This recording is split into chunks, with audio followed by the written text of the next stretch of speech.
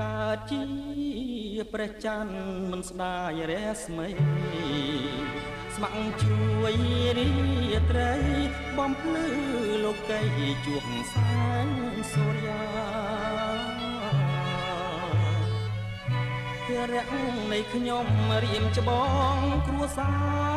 រមិនខំពីដួងច័ន្ទថ្លា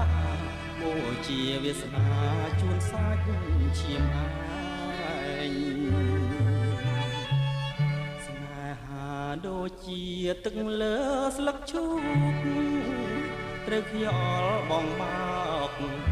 យំសោកបោកកាយស្ដាយស្លឹកឈូកជ័យបងព្រាត់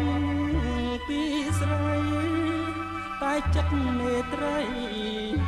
រលីផែនដីក៏នៅតែស្នេហ៍